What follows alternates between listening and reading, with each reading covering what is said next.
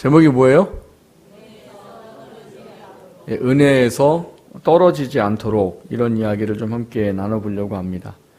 신앙생활을 하다 보면 우리가 스스로 느끼는 게 있죠.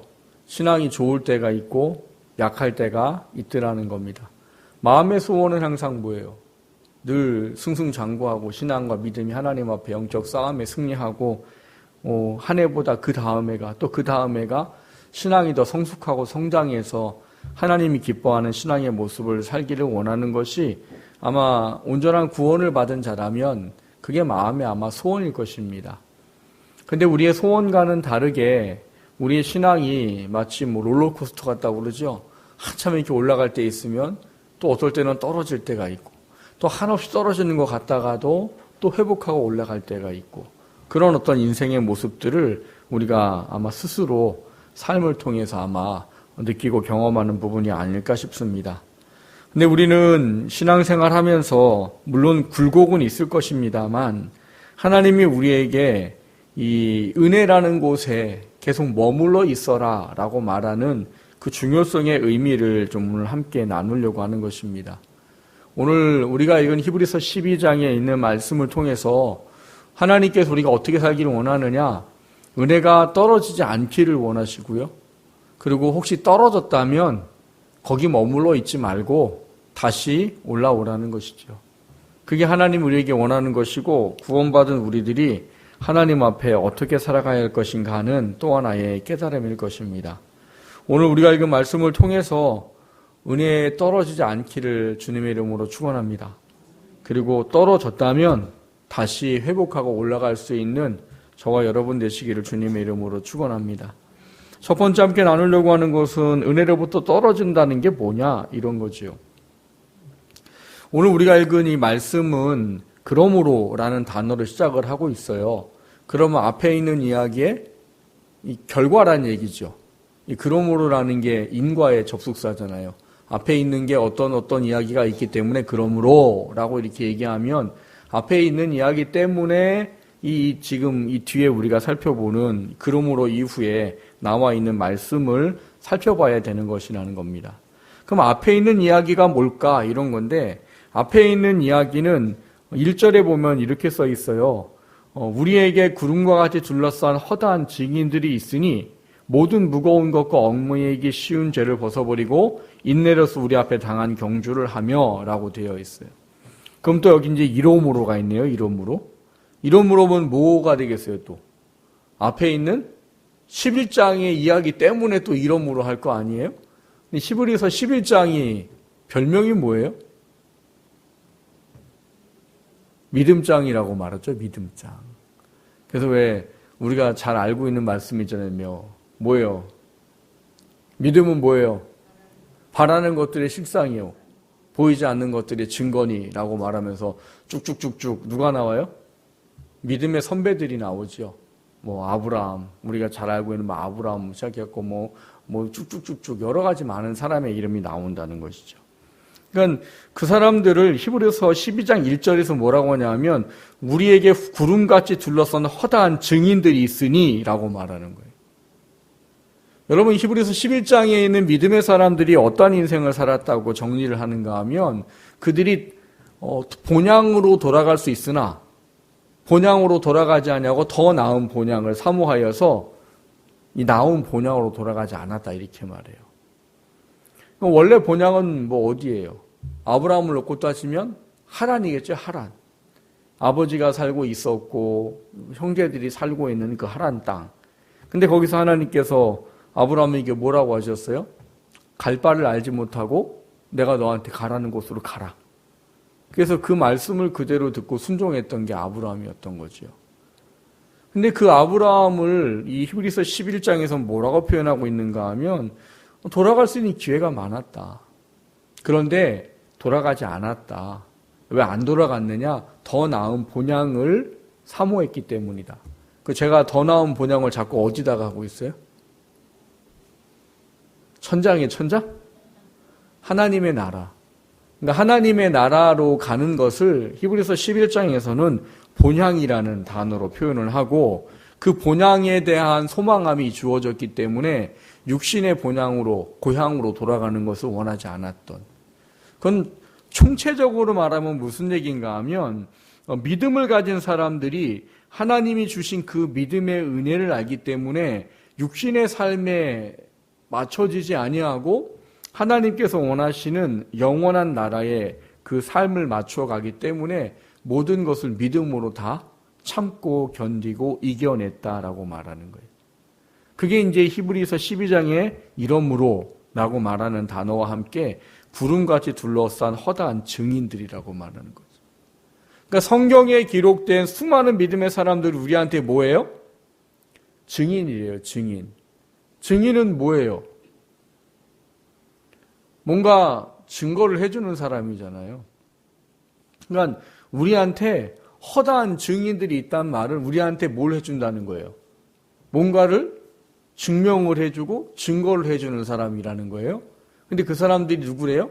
히브리서 11장에 있는 사람들. 그러니까 그 사람들은 우리한테 뭘 증거해 준대요?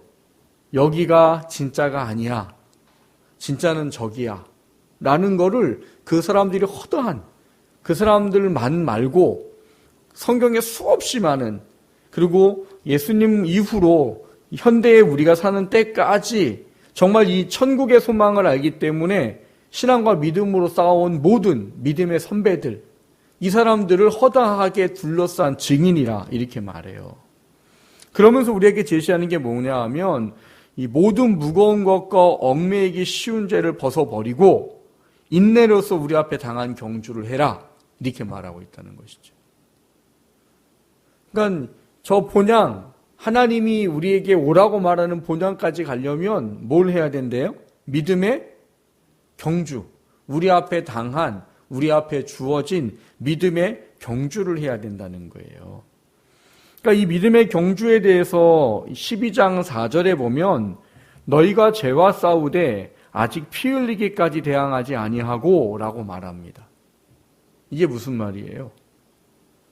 믿음의 경주를 하는 게 그냥 뭐 설렁설렁 뭐 안녕하세요 뭐 이러면서 뭐 하이 오늘도 만났네요 이게 아니고 전력 투구로 죽어라 달린다는 거예요. 그거를 여기서는 이제 영적 싸움에 대한 표현으로 죄와 싸우되 피 흘리기까지 대항하고 싸워야 된다라고 가르치고 있는 것이죠. 중요한 건 이 전체적인 문제들이 오늘 우리가 읽었던 12절부터 17절까지 그러므로라고 말하는 것에 대한 앞에 우리가 알아야 될 이야기인 거예요. 근데 이 믿음의 경주, 믿음의 선배들 이런 부분을 통해서 우리에게 제시하는 게 뭐냐 하면 12절에 보시면 피곤한 손과 연약한 무릎을 일으켜 세우고 너희 발을 위하여 곧은 길을 만들어 저는 다리로 하여금 어우러지지 않고 고침을 받게 하라 이렇게 되어 있어요. 그러니까 믿음의 경주를 하다 보면 어떤 일이 벌어질 수 있다는 거예요? 피곤한 손, 연약한 무릎, 이게 뭐예요? 축 늘어졌다고 그러죠? 11월 달에 그 여자분들은 다 막 축 늘어지잖아요. 왜 축 늘어져요? 시댁 김장에, 친정 김장에, 교회 김장에, 옆집 김장에, 뭐, 하고 나면 어떻게 돼요? 손이 축 늘어지고, 무릎이 축 늘어지고, 그게 여기서 말하는 피곤한 손과 연약한 무릎이에요. 영적 싸움은 편하고 싶지 않습니다. 전에도 그런 말씀 드렸어요. 영적 싸움을 편하고 싶다라고 얘기하면 둘 중에 하나예요. 성령 충만해서 그 모든 게 감당될 만한 힘이 있든지 아니면 영적 싸움을 하고 있지 않는 사람들인 거예요. 싸움을 해야 된다는 건 알지만 안 하고 있어요. 안 하면 편해요. 영적 싸움 안 하면 편해요. 왜? 신경 안 써요. 신경 안 쓰게 되면 뭐 그냥 구원받고 천국 가면 되지. 이러면 신앙생활 하는 거 참 편합니다. 그런 사람들은 영적으로 지친다 이런 개념조차도 없어요. 근데 영적인 게 무엇인 줄 알고 영적 싸움을 알고 우리가 어떤 인생을 살아야 되는지를 안다면 이 영적 싸움의 치열함을 우리가 늘 느끼며 살 수밖에 없는 거예요. 그 영적 싸움을 하는 것이 실상 쉽냐? 쉽지 않습니다. 그래서 어느 순간 우리가 피곤한 손과 연약한 무릎, 어그러진 다리, 이런 것처럼 우리의 신앙 상태가 연약한 상태에 빠져 있는 그런 모습을 우리가 할 수도 있더라는 거예요. 그런데 그런 부분에 대해서 오늘 하나님이 우리에게 주시는 교훈은 뭐냐? 거기 그렇게 있지 말아줄래? 하는 겁니다. 왜냐하면 하나님은 하나님의 자녀들이 영적 싸움에 져서 영적으로 핍절해서 이렇게 축 늘어진 신앙 생활을 하지 않기를 원하시기 때문인 겁니다. 하나님은 하나님의 자녀가 영적 싸움에서 이겨서 승리하기를 원하세요. 왜? 그래야 그 자녀들이 주님 앞에 왔을 때 박수를 쳐줄 수 있고 영광과 상을 줄 수 있고 잘했다고 칭찬해 줄 수 있기 때문입니다. 만약에 이 피곤한 손과 연약한 무릎의 상태에 빠져서 있다 보면은요, 우리는 절대로 하나님께서 원하는 것을 우리의 인생 속에서 이루어 나갈 수가 없어요. 영적 싸움에서 싸워 이길 수가 없어요. 그럼 하나님이 그거를 보는 것만큼 마음 아픈 일도 없다라고 성경은 가르칩니다. 그래서 하나님은 하나님의 자녀된 택한 자들은 영적으로 연약할 때가 있을 수 있겠지만 그 연약한 상태에 머물러 있지 말라는 거예요. 그래서 오늘 본문에 이야기하고 있는 게 뭐예요? 일으켜 세워라. 곧은 길을 만들어라. 고침을 받게 해라. 이렇게 말하고 있는 겁니다. 하나님은 하나님의 자녀가 영적 싸움에 져서 늘 사단에게 속아 살고 또 사단의 영적인 공격 때문에 육신의 힘들고 어려움 가운데 빠져 살기를 원치 않으신다는 사실이에요. 지난주도 그 지지난주도 영적 싸움에 대한 이야기를 그런 말씀을 드렸습니다. 우리가 이 영적 싸움에 대한 이 본질을 잘못 이해하면 시험, 고난 이런 얘기 하다 보니까 어려운 것만 올 거라고 생각하지만 그렇지 않다는 것이죠. 그래서 지난주에 두 가지를 제가 말씀을 드렸어요. 주일날. 하나는 사자 같은 마귀, 하나는 여우 같은 마귀. 사자 같은 마귀는 뭐예요? 우리의 삶을 직접적으로 공격해요. 물질을 빼앗기도 하고 우리 건강을 치기도 하고 사람 사이의 관계가 깨지게 하기도 하고 마음이 고통스럽고 괴롭게 하기도 하고 이게 사자가 직접적으로 우리를 공격하는 그런 사자의 어떤 모습을 가진 마귀의 공격이에요. 근데 반대로 어떤 공격도 있다고요? 여우 같은 공격도 있다고. 간계.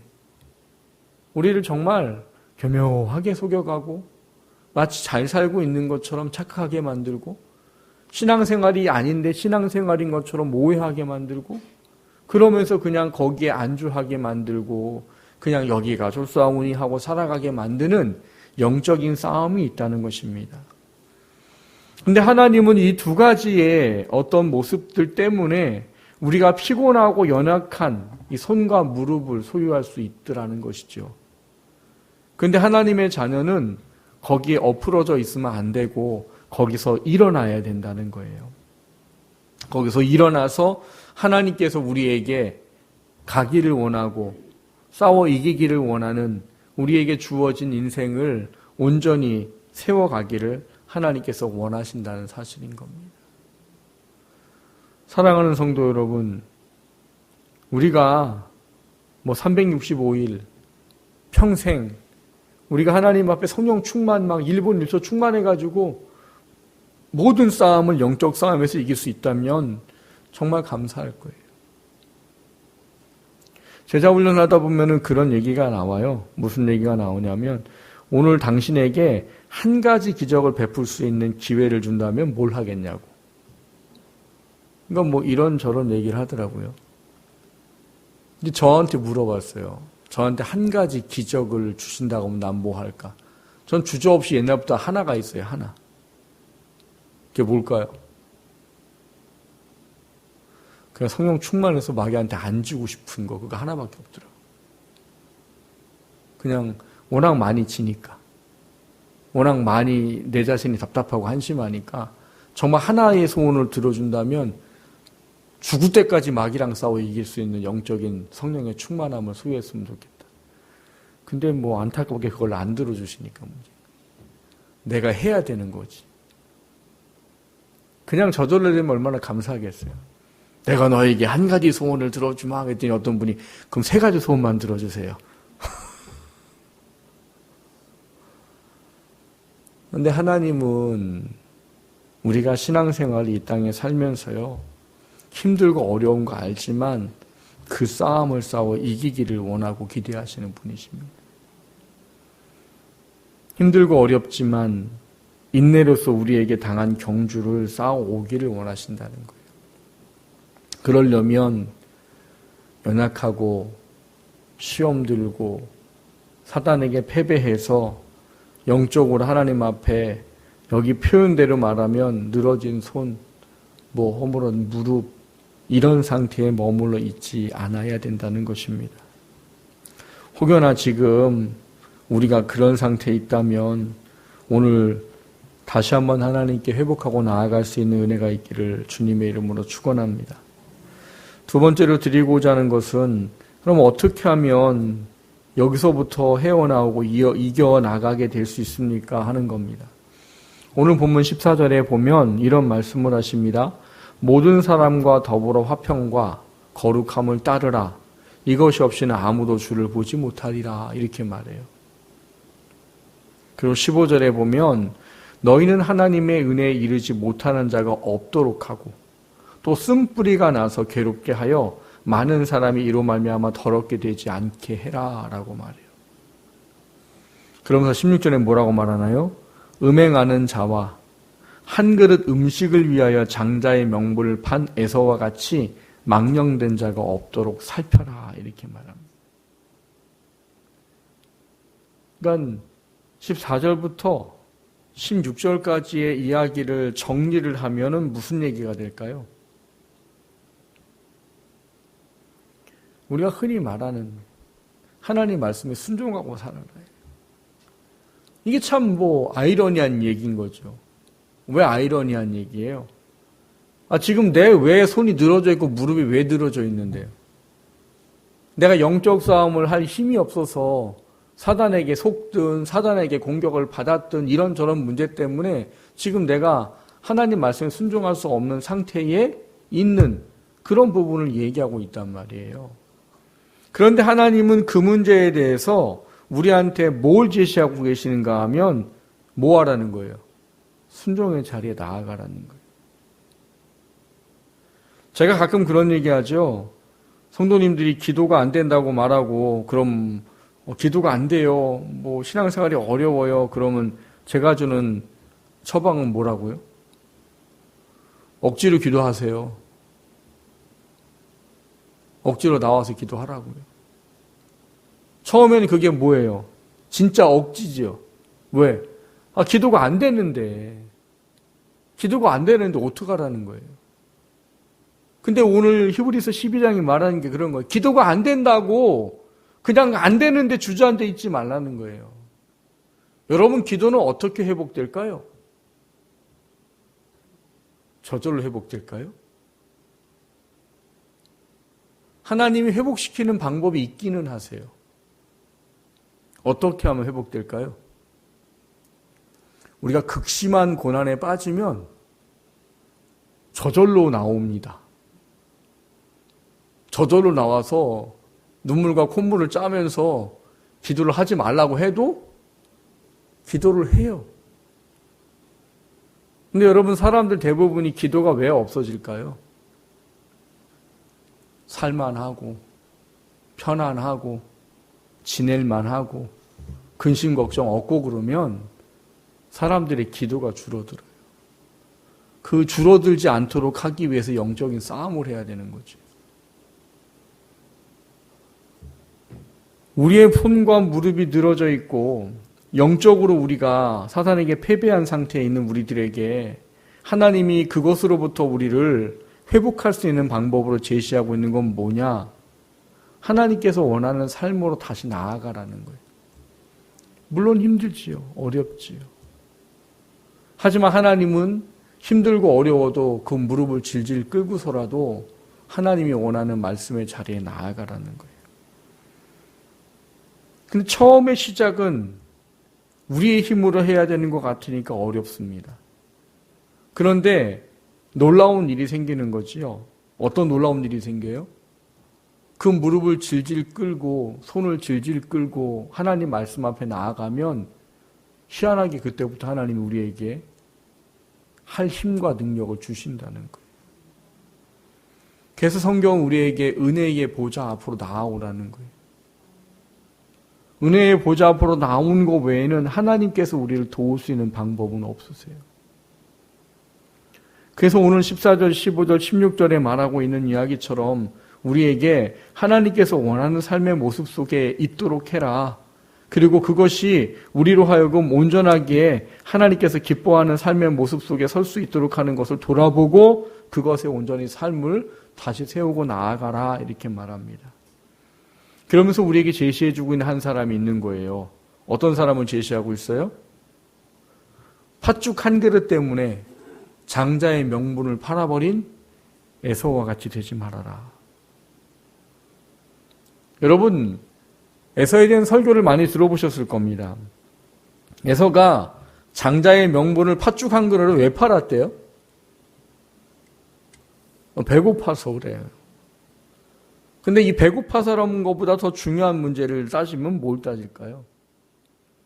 에서는 장자의 명분이 배고픈 팥죽 한 그릇 가치도 여기지 않았던 사람이라는 거예요. 여러분, 어떤 사람들이 하나님 말씀에 순종을 못하고요, 어떤 사람이 하나님 말씀에 순종하게 될까요? 그 가치가 뭔지 아느냐 모르느냐에 따져 있어요. 여러분, 우리가 하나님 앞에 가서 부끄러운 구원 받지 않는 게 얼마나 중요한지 알면은요, 힘들고 어려워도 하나님의 일을 하게 되어 있습니다.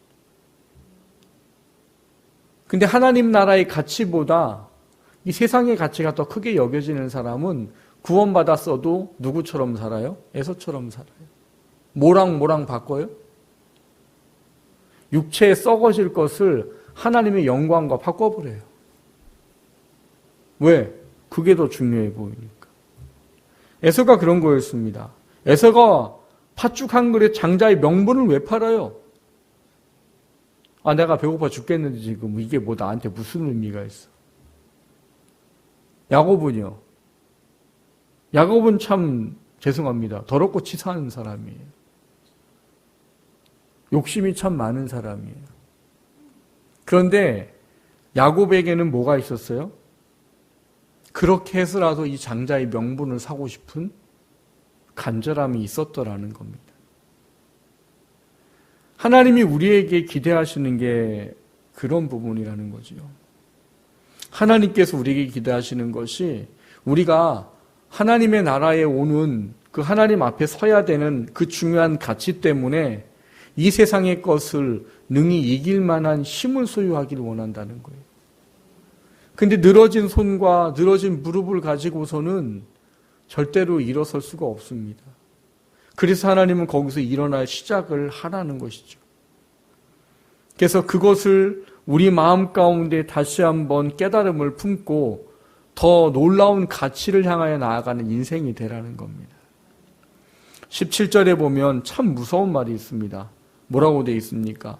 너희가 아는 바와 같이 그가 그 후에 축복을 이어받으려고 눈물을 흘리며 구하되 버림바가 되어 회개할 기회를 얻지 못하였느니라. 우리도 다 아는 이야기예요. 17절 이야기처럼 너희가 아는 바와 같이. 여러분, 에서와 야곱의 결말을 알아요, 몰라요? 아시잖아요. 어떻게 됐어요? 에서는 결국 하나님의 언약의 백성이 되지 않습니다. 성경에는 뭐라고 말해요? 내가 야곱은 사랑하여 택하였고 에서는 미워하여 버렸느니라라고 표현하실 정도가 되어버렸어요. 오늘 본문에는 그거를 가르치고 있는 겁니다. 그 후에 에서의 모습이 어땠냐는 거예요. 장자의 명분을 팔고 그 다음 어머니 리브가의 옆에서 사주하는 것을 받은 야곱이 결국 눈이 멀어서 보이지 않는 이삭을 속여가지고 뭐 해요? 축복을 받아버리죠. 축복을 가로채버리잖아요. 그러고 나서 축복 다 해주고 먹을 거 먹고 이제 야곱은 몰래 도망가버리고 그 그럼 누가 와요? 장자 에서가 오죠. 결국 아버지가 좋아하는 음식을 만들어 왔습니다. 그랬더니 성경에 뭐라고 써 있어요? 이삭이 두려워 떨어요. 그럼 조금 전에 와서 복을 받아간 자는 누구냐? 이렇게 말해요. 그러니까 이미 에서는 감이 와요, 안 와요? 감이 왔어요. 동생 이놈이 전에는 나를 속여가지고 장자권을 빼앗더니 이제 축복까지 빼앗아 갔다고 아버지 내게도 축복을 해주시라고. 근데 이삭이 뭐라고 합니까? 야, 내가 그에게 형제들의 모든 권한을 다 줘버리고 그를 주로 세웠고 모든 복에 기름진 거를 다 줬는데 내가 줄 게 뭐가 있냐. 그러니까 여기에 표현대로 야곱이라네요. 에서가 뭘 해요? 눈물을 흘리며 구하지요. 아버지 내게도 복을 빌어주세요. 내게도 복을 빌어주세요. 근데 이삭이 해줄 수 있는 복은 못 밖에 없어요. 이미 야곱에게 준 거에 대한 그 말을 이루게 하는 것밖에 못합니다. 너는 내 형제를 섬길 것이고 너가 있는 곳에는 너 뜨인 돌이고 축복이 아닌 축복을 해줄 수밖에 없었던 거죠. 근데 이 말씀을 통해서 하나님 우리에게 말씀하시는 게 뭘까요? 여러분, 요 17절에 있는 이야기가요, 하늘나라 가면 그리스도인들에게도 분명히 있을 거다라는 거예요. 물론 저는 이게 뭔지 어떻게 설명할 자신이 없어요. 분명히 성경에는 요한계시록 21장에 천국은 아픔도 없고 슬픔도 없고 눈물도 없다고 했으니까. 그런데 오늘 여기 나와 있는 이 말씀이 가르치고자 하는 것은 결국은 그때 가서 축복을 이어받으려고 눈물을 흘리며 구하되 받을 수가 없는 에서와 같은 결과를 모든 사람들이 맞이하게 된다는 거죠. 어떤 사람들이요? 구원받는 게 전부인 줄 알았고 그냥 내 인생 내 맘대로 살면 되는 줄 알았고 영적 싸움 그런 거는 나랑 상관없는 건 줄 알았고 그냥 내가 하고 싶은 내 욕망대로 살아가고 영적인 즐거움이 아닌 육적인 즐거움이 즐거움인 줄 알고 살았던 그가 나중에 하나님 앞에 가서는 자신의 인생을 다 허비하고 낭비한 그 결과에 대해서 결국 영광과 면류관으로부터 제외되어지는 그 일들을 겪게 될 때 그들도 아마 오늘 본문의 에서처럼 그렇게 할 거다라는 거죠. 뭐라고 할까요? 한 번만 더 기회를 주시면 안 될까요? 물론 그런 얘기는 성경에 없어요. 그리고 그럴지 안 그럴지도 몰라요. 그런데 오늘 이 본문을 주신 목적은 우리로 하여금 영적인 가치를 깨닫고 이 육적인 싸움에서 져서 거기에 빠져있지 말라고, 거기에 빠져있게 되면 에서처럼 될 것이라고 교훈하고자 하는 것이기 때문에 그렇습니다. 여러분, 우리가 은혜가 가끔 떨어질 때 있어요. 목사인 저라고 뭐 은혜가 떨어질 때가 없을 것 같으세요? 저도 마찬가지. 저도 제가 보기에 제가 답답하면 하나님한테 그렇게 기도하겠어요. 하나님 일할 좋은 사람 많은데 왜 나 같은 놈 세우셔서 하나님도 힘들고 저도 힘들고 성도들도 힘들고 더 좋은 사람 세우시지 하나님. 제가 그 정도 기도할 때 정도 가면 제가 얼만큼 영적으로 지금 답답한 상태겠냐는 거예요. 저도 그럴 때가 분명히 있단 말인 거예요. 그런데 그럴 때마다 하나님이 이런저런 모양으로 회개하게도 하시고 한없는 은혜를 주셔서 눈물 흘리게도 하시고. 근데 참 재밌는 건 뭐냐? 그래도 기도하고 있더라는 거예요. 그래도 기도하고 있더라는 거예요. 예전에 제가 그런 설교를 한 적이 있어요. 불평 원망을 하는 건 좋다고. 근데 불평 원망을 해도 어디 와서 하라고요? 교회 와서 하라고. 하나님 앞에 와서 하라고. 그게 뭔데요? 기도하는 거니까. 와서 하나님한테 원망하세요. 하나님 왜 그랬냐고 도대체. 왜 나는 왜 이렇게 힘드냐고 맨날. 근데 그런 말도 하나님 앞에 와서 하라고. 사람 앞에 가서 하지 말고. 환경 앞에 가서 하지 말고. 하나님 앞에 와서 하라고. 그러면 하나님이 그 속에 하나님의 은혜를 주십니다. 우리가 은혜에 떨어지면 안 돼요. 근데 떨어질 수 있어요. 근데 떨어진 상태에 있으면 안 된단 말이에요. 다시 일어나야 됩니다. 근데 우리 힘으로 돼요? 우리 힘으로 안 돼요. 근데 하나님 우리에게 시작을 하라는 거예요. 어떤 시작을? 회개의 시작, 회복의 시작을 하라는 거예요. 사랑하는 성도 여러분, 신앙생활 절대로 쉽지 않습니다. 영적인 싸움 그렇게 호락호락하지 않아요. 그렇기 때문에 우리는 하나님 앞에 깨어있는 것이 필요합니다.